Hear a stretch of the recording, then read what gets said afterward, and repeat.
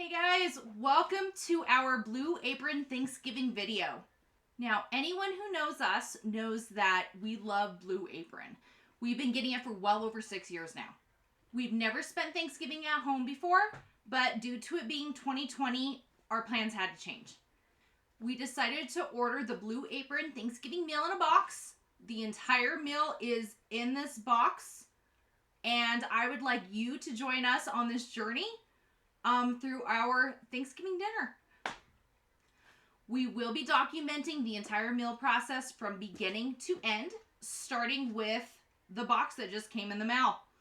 Now, I have gotten a lot of Blue Apron boxes over the years, and this one, it's pretty similar in size, but it's definitely larger. You can tell that there is a ton of food in here, and I can't wait to open it up and see what it looks like, how different it is. Okay, let's open this box and see what's going on.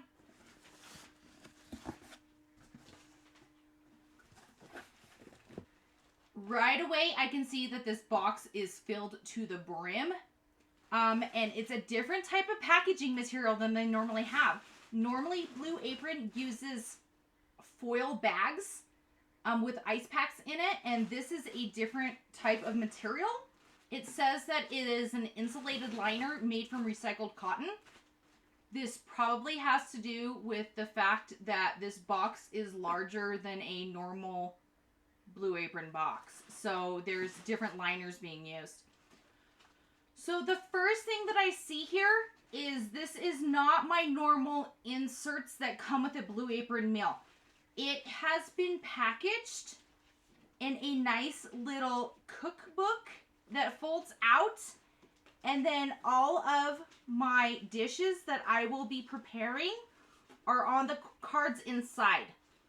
So we already knew that we were going to be doing some prep work ahead of time, but what I was not expecting was that the instructions that came inside of the kit actually has what to do 2 days before, which is today, the day before, which is what we will be doing tomorrow, and then the big day. So we were already planning on doing prep work ahead of time, but this now gives us a guide as to what to actually do on each day. So that is a huge help and super exciting. So the next thing in the box are the actual cards that tell us all of the meals that we will be preparing on Thanksgiving.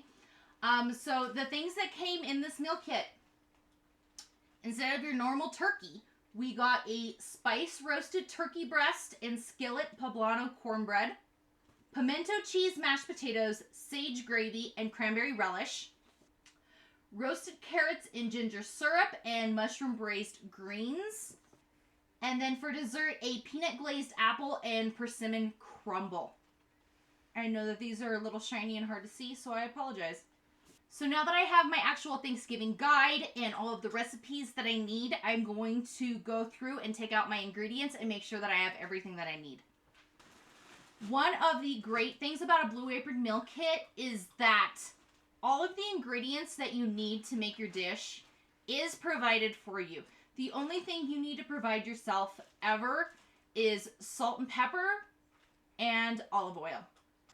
I will also say that these Blue Apron packages are always packed so nicely. Heavy things on the bottom, light things on the top.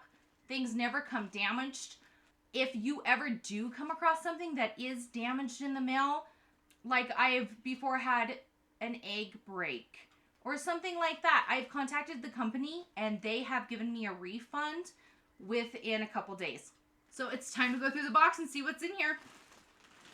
Okay, so it looks like I have 2 packages of collard greens, poblano pepper, 2 packages of carrots, package of ocean spray cranberries, 2 apples, a package of sweet peppers, a persimmon, parsley and sage, a package of baby Bella mushrooms, 2 packages of golden potatoes, a red onion, a yellow onion, and garlic.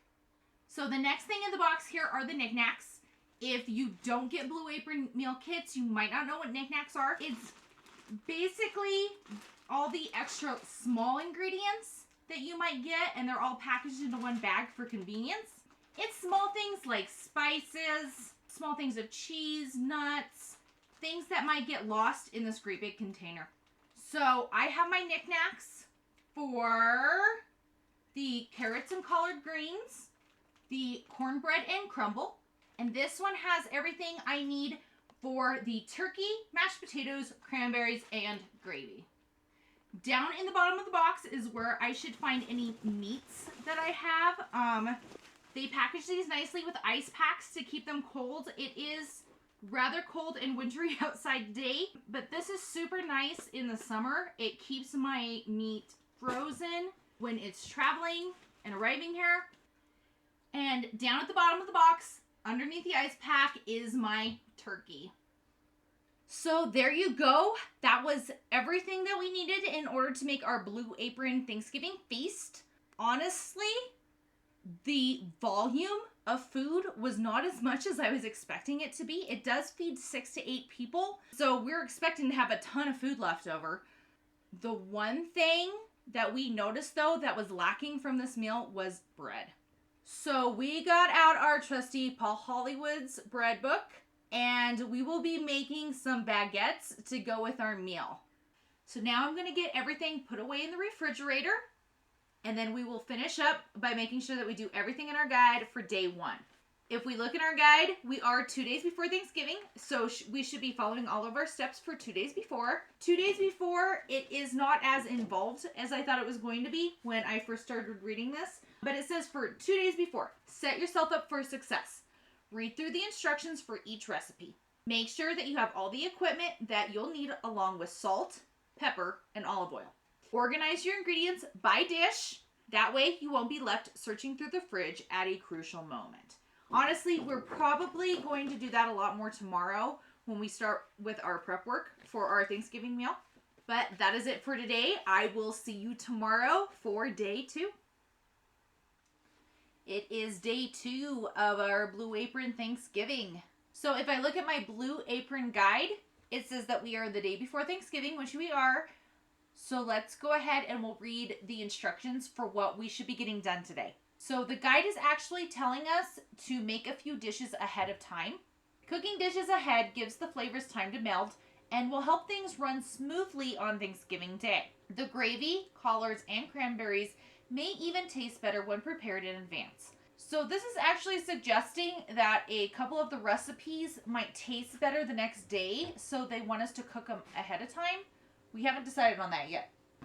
You can salt and spice the turkey the day before. This will give the meat more time to draw in flavor. After seasoning, place on a large dish or tray and store in the bottom of the fridge.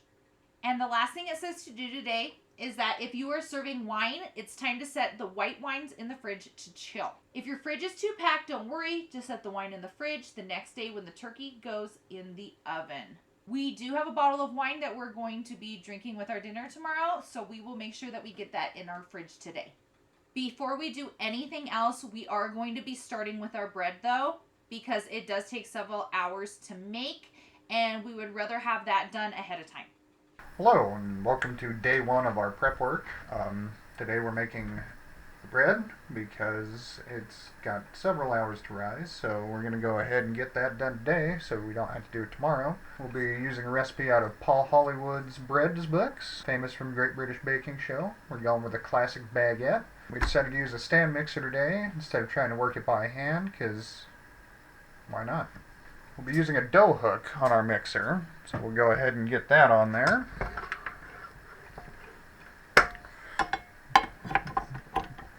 "250 milligrams of strong bread flour.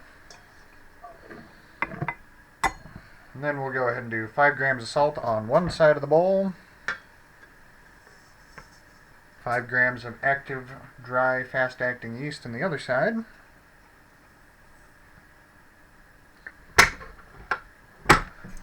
So we'll go ahead and start mixing on low speed and slowly add some cool water and olive oil to the mixture. Okay, so we'll do 2 tablespoons of olive oil.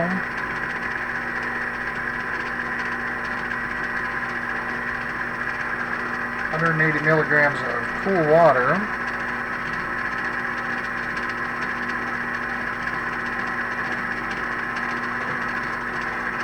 Do half and half.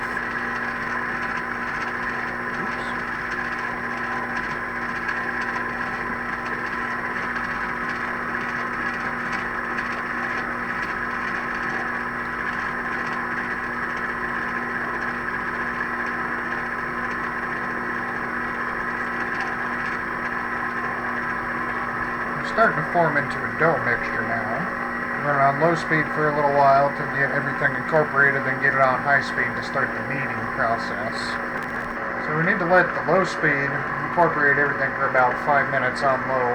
Then we'll go ahead and kick it up a notch, start building that gluten for another 5 to 10 in the kneading, and then we'll be ready to let it rise. So we've had it going on low speed for about 5 minutes now. We're going to go ahead and amp it up to medium, really start building that gluten structure. That way we're looking for a nice, good, stretchy dough.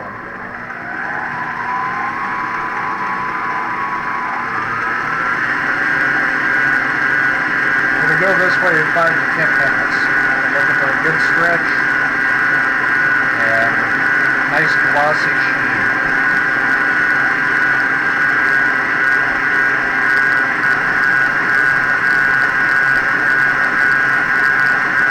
Okay, so that's been 7 minutes on medium speed kneading it. So what we're looking for, a nice ball on the end of the dough hook, which is what we're getting, a nice glossy sheen, and trying to see how far we can stretch it. Looking to build up the gluten structure, so you should be able to give it a good stretch, start to see through it.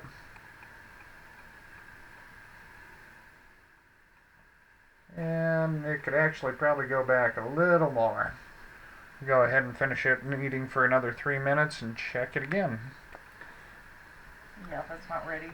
That is not ready. Do you want me to do it? Yeah. What do you have it at? I had it on 4.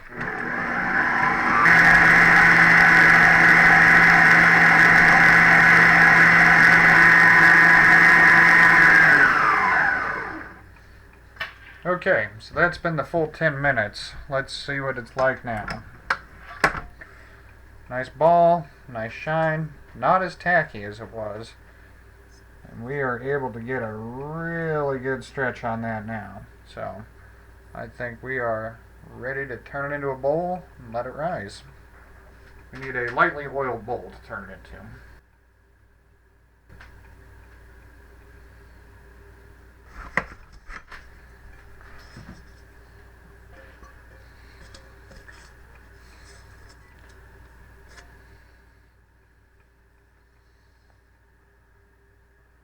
Have it in the bowl, cover it with some plastic wrap, let it rise for 2 hours. We want this to about double in size.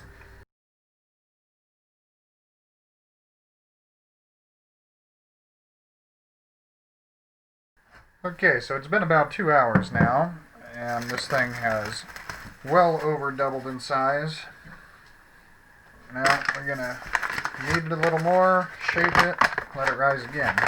You need to adjust your work surface with a little flour here.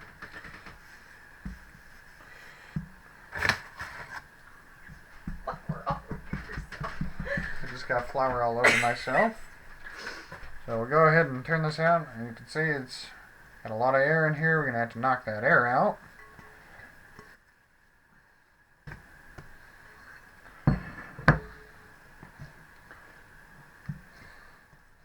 Okay, well, we went ahead and gave it a little more kneading, knocked some air out of there. Now we're ready to shape our baguette. You got a nice good stretchy dough here. I don't want to cut it into 2 equal parts because we're making too many baguettes, because our oven is not big enough to make one giant one. So, equal parts here. And time to start shaping the baguette. As you can kind of a oblong here. Nope.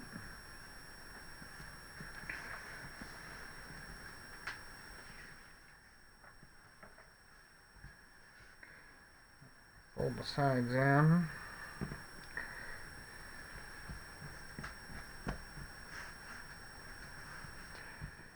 Go for a classic baguette shape.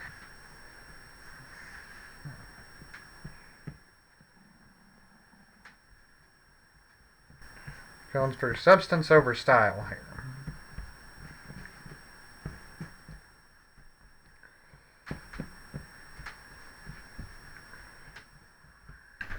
Okay, so we have a rough baguette shape here. Time for a second prove. We'll go ahead and get it on the pan, let it prove in this shape before we bake it. Using a silicone baking mat on top of our pan. Need a little more flour on your baking mat here. And we'll let these prove again for about an hour till they're roughly doubled in size again. Put that in there. You are. We'll put that wink in there. I didn't wink. What was it? Just that. That's oh a no, wink! there was a wink. That's a wink!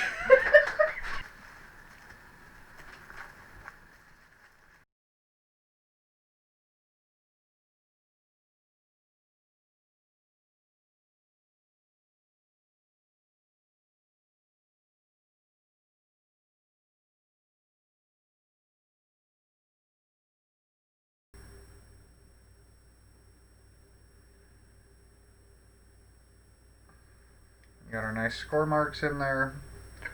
Go into the 200-degree oven for 25 minutes. We also have a roasting pan heating in the oven. We're going to put a liter of water in there, create some steam. That'll give us a nice, good, chewy crust on this.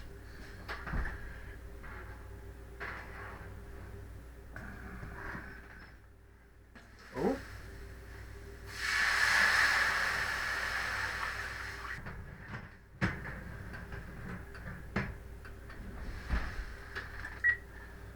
After the 25 minutes, we're going to turn that temp down to 180, cook it another 10, finish her off. There you go. Finished product. Got a nice golden brown on here. A little extra flour from the sprinkling process. If you listen, sounds nice and hollow. Let those finish cooling. Good to go. Next step will be making the cranberries. We decided tonight to go ahead and make the cranberry relish ahead of time. That way the flavors meld a little bit better together. And it's one less thing to do tomorrow. So the first thing it says to do is to wash and dry the fresh produce, peel and finely chop the shallot, and cut off and discard the stems of the sweet peppers, remove the cores, then small dice. So we'll go ahead and start with that.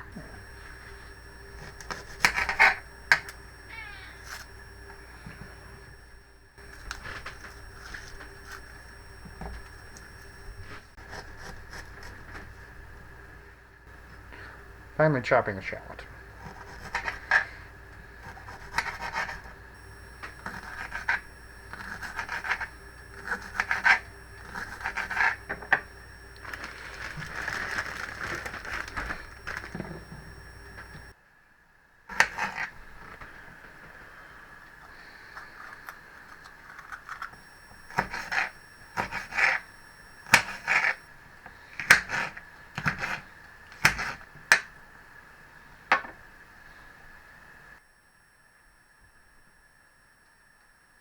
Okay, so now that all of our ingredients are chopped, it is time to make the relish.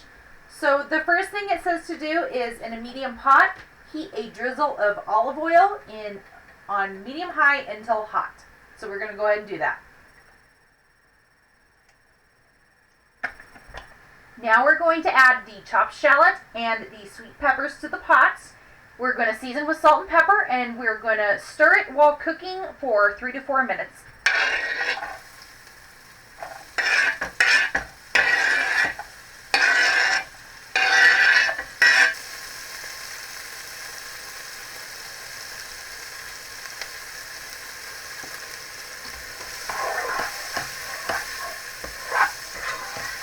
Now I am going to go ahead and add my cranberries, sugar, and 3/4 cup of water. I'm going to bring that mixture up to a boil, and then I'm going to reduce the heat to medium and stir it for about 7 or 8 minutes and smash the cranberries while I'm stirring it and let it reduce down. Okay, I'm adding the cranberries.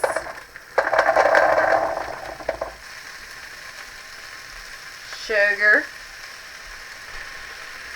3/4 cup of water. Okay, we are just at boiling and the cranberries are starting to burst open. Okay, my cranberry mixture is nice and thick. The water has cooked off. I have completely smashed down all of the cranberries. So we have a nice little mixture here. So I'm going to go ahead now and take it off the heat, and we're going to put it in storage for tomorrow. Last thing we're going to do tonight, we're going to prep our turkey. We just got a big turkey breast. We didn't go for the whole bird. First step, make sure you pat it dry. Then we're going to go ahead, season it up, and let it sit in the fridge overnight with all the seasoning on it. Salt and pepper, of course, and this particular recipe calls for a southern spice blend. So we will be having a southern spice blended turkey. And then take a little bit to go ahead and pat all this moisture off. Okay, we got the bulk of the moisture off of it. I'm going to go ahead and do salt and pepper. I'll let this stuff sit in it, let it soak in, let it really take on the flavor of the spices. Nice and salty. Black pepper. And then I'm going to go with our Blue Apron Southern Spice Blend. We'll go ahead and get that rubbed on there too. Let that rest in the fridge overnight. That way it'll be nice and marinated for us come tomorrow.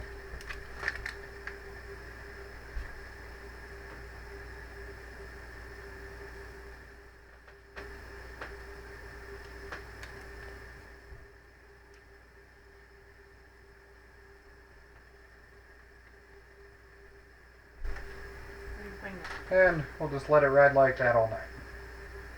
We'll see you tomorrow.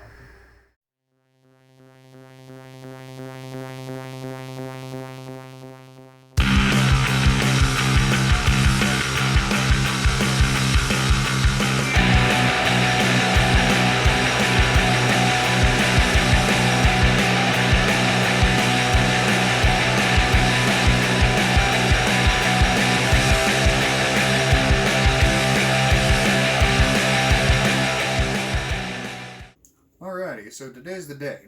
We sat here all morning doing all of our prep work. Got everything separated out by what dish they belong to. Right here we have, for our potatoes, we got mashed potatoes. You got, don't go with that. That goes with the carrots. Okay, for the mashed potatoes we got our potatoes, we got garlic, we got picante peppers.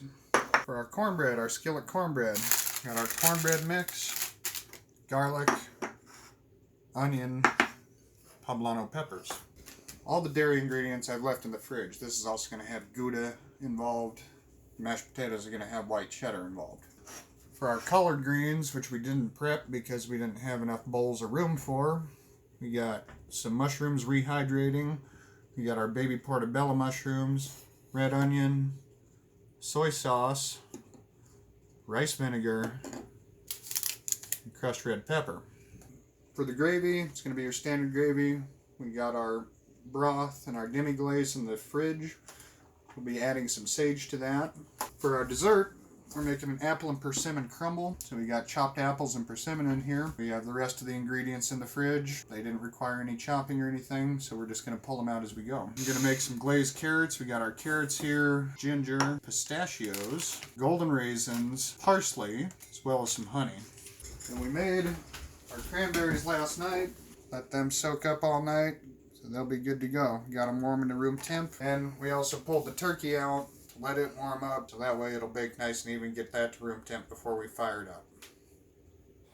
Okay, so we went ahead and got everything prepped this morning. Decided we're going to make the cornbread and our apple crumble first, because they'll be fine if they sit around for a while. So right now, I'm going to get the vegetables cooking for the cornbread. Taylor's going to start working on the crumble here in a second. First off, get some olive oil on the pan here.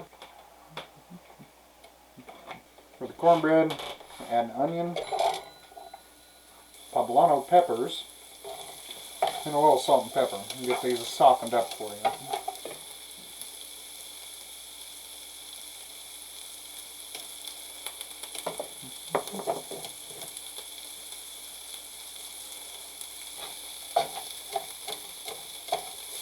Let those go for a little while, soften up, then we'll be adding some garlic. And that'll be the inside of the cornbread. Okay, the vegetables have softened up a little bit. I'm going to go ahead and add some garlic to this. Get that in there, get that nice and softened up, get all the flavors mixtured together. No, that's not a word. Then we'll assemble the cornbread, put it in a 400-degree oven and bake it for about 20-21 minutes. Okay, so we went ahead and we got the insides for our cornbread cooked. I'm going to mix it up in a bowl with the remaining cornbread mixture, and we'll get that into a 400-degree oven. So we have regular cornbread mix, sour cream, and Gouda cheese. Okay, so I have my mixed vegetables here in this pot. I'm going to go ahead and add my cornbread mix.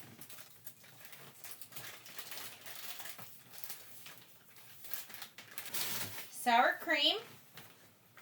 Spray this pan. Half of my Gouda. And a third of a cup of water. Okay, we're going to go ahead and mix this together.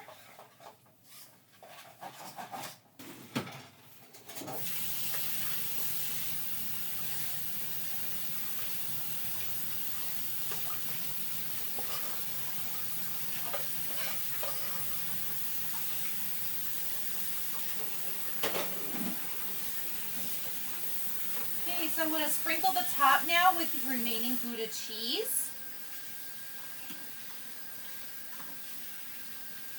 Okay, then it will go in a 400-degree oven for 19 to 21 minutes.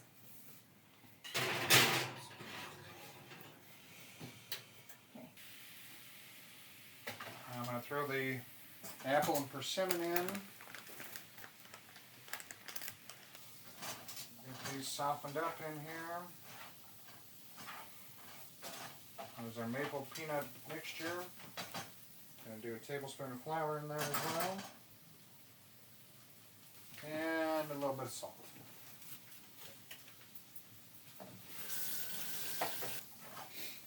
That smells good. It does. It smells really good. Get your peanut butter and your maple in there. You can't really go wrong. Cornbread is cornbreading.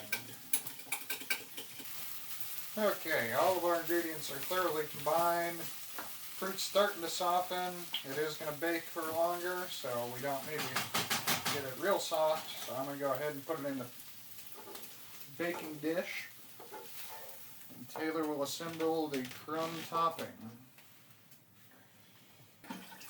Okay, I'm going to go ahead and assemble our crumb topping for our desserts.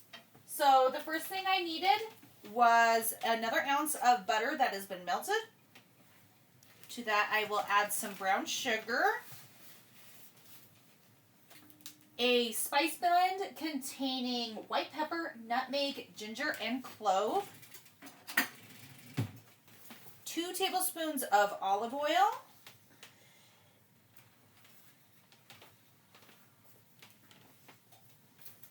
and the remainder of my flour. Okay, I'm going to mix these ingredients together until it creates a crumb. The mixture will be dry and crumbly and will look like this. Now I'm going to use my hands for this. I have learned from experience it's easier to put a crumb topping on top if you just work it between your fingers and break it up. And then I can evenly distribute it all over the fruit. Okay, so cornbread's coming out, crumble's going in. And there you have your Poblano Gouda cornbread.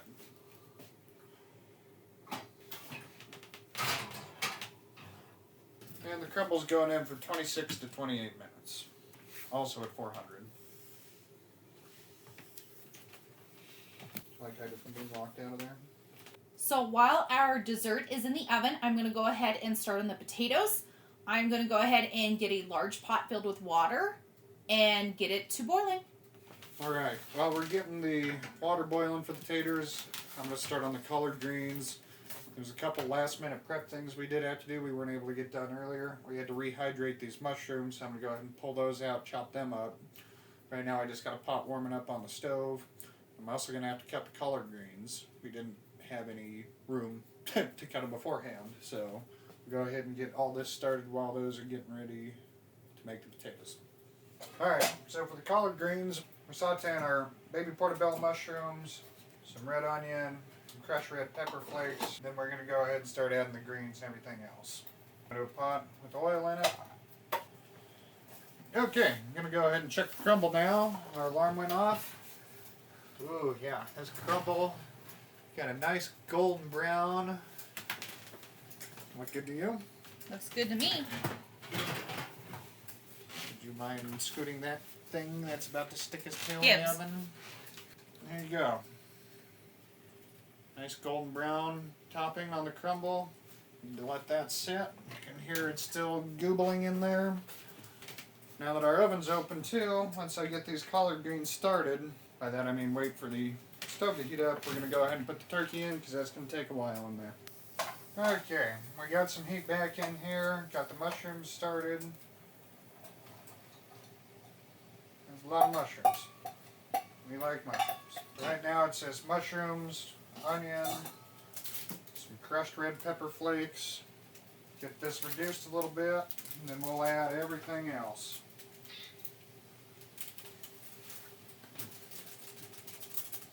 Salt and pepper, of course.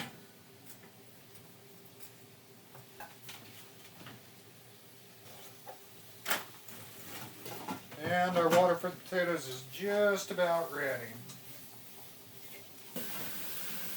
Looks like we got a good boil going on the water for the potatoes, so we'll get those in there here in a minute.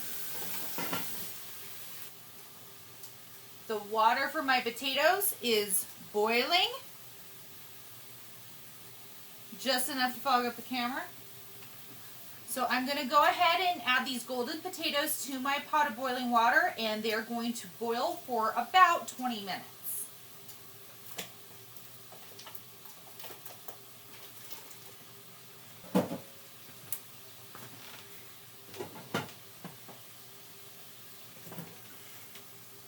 Along with the potatoes, we're also going to add garlic.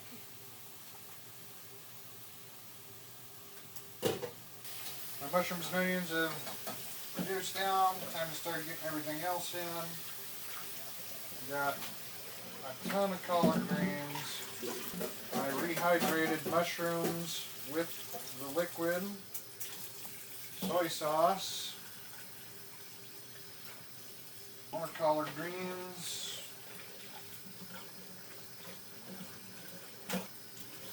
More collard greens. More collard greens. More collard greens. Okay, they all fit. I'm going to put the lid on, let them squash down a little bit, then we'll start seasoning them up and cooking them up real nice.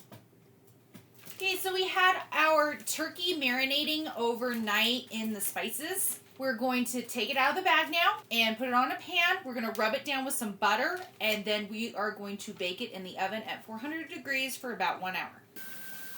Okay, so we buttered our turkey. Going to go in the oven at least an hour. It is thawed. It's just a breast. It ain't the full bird with the full cavity. That's why it's not taking as long as your 6-hour roasts.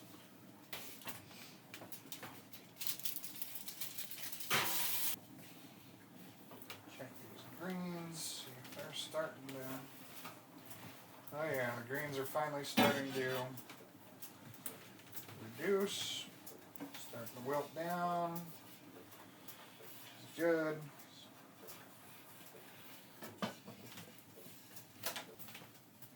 My potatoes have finished cooking, so we're going to go ahead and drain the liquid out and then return it to the pot and we'll add the ingredients. Check my collard greens here.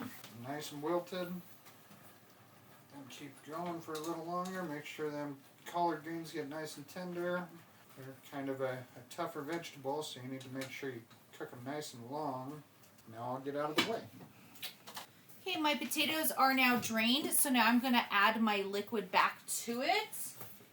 So to the potatoes, we're going to add some cream. We're going to add a couple ounces of butter. And I always add just a little bit of olive oil to my potatoes because it helps it retain moisture. Little salt, a little more pepper. And then I am going to go ahead and beat these until smooth before I add any more ingredients.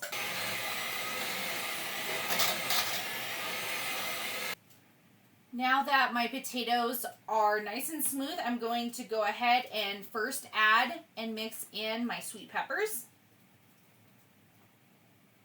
Okay, and then I will go ahead and beat in cheddar cheese.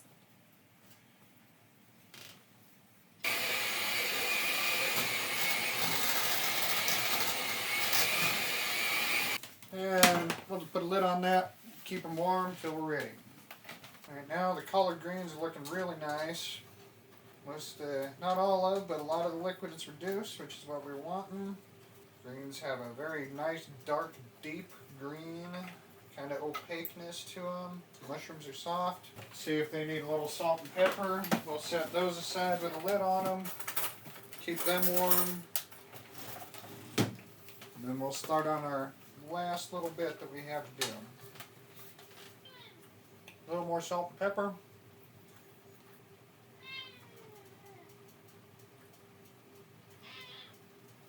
Those are good. Lid back on. Move back here. Let them stay nice and warm. So the last thing that we need to get cooking, we're going to be roasting these carrots. They take about a half hour to roast. So I'm going to go ahead and get them in. We got about a half hour left on the turkey. Come closer to 10 minutes or so when everything's about ready to come out. We're going to make a glaze for it. That'll consist of ginger, honey, some raisins, and pistachios.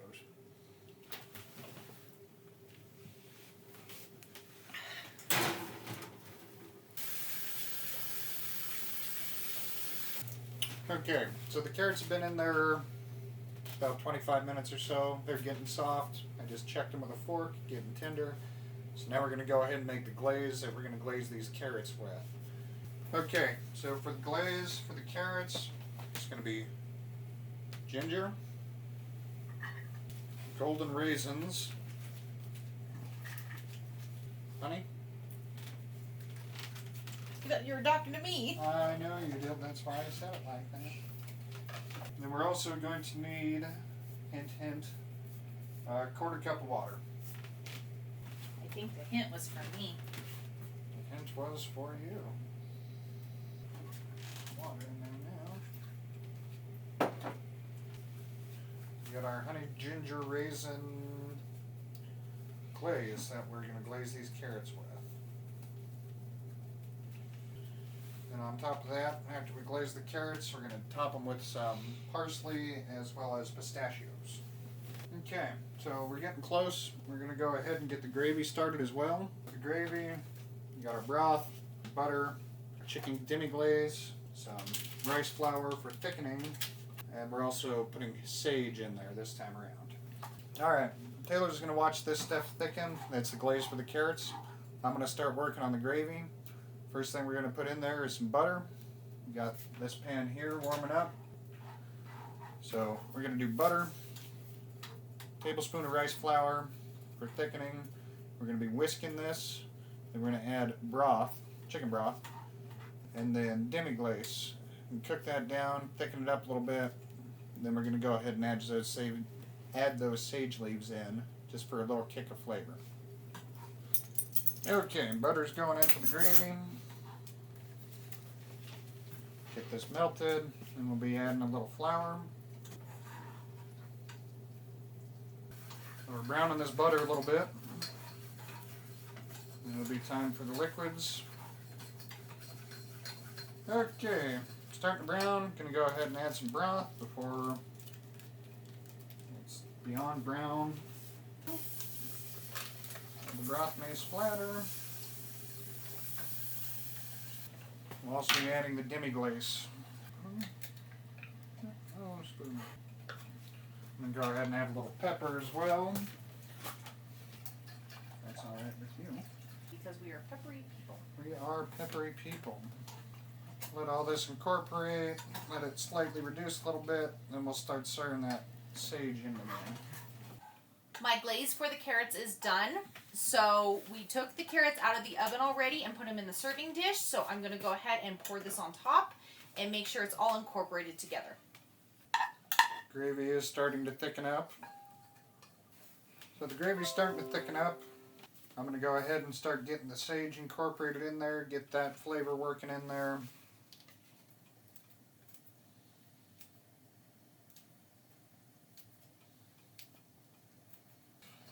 I've gotten all the sage incorporated into the gravy. I'm going to do a little more pepper in there as well, because we're peppery people.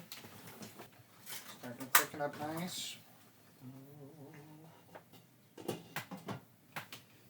Probably about now would be a good time to decant the wine, but we don't have a decanter, so we're not going to. Alrighty.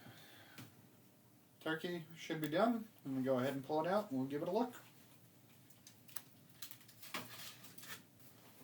Now, I did say to let this thing rest for a while before you remove its netting. So, we'll go ahead and let her rest while we finish cleanup and start preparing the table. I'm holding a cat. Here we are. This recipe was given to us by Edouardo Jordan, who was partnering with Blue Apron.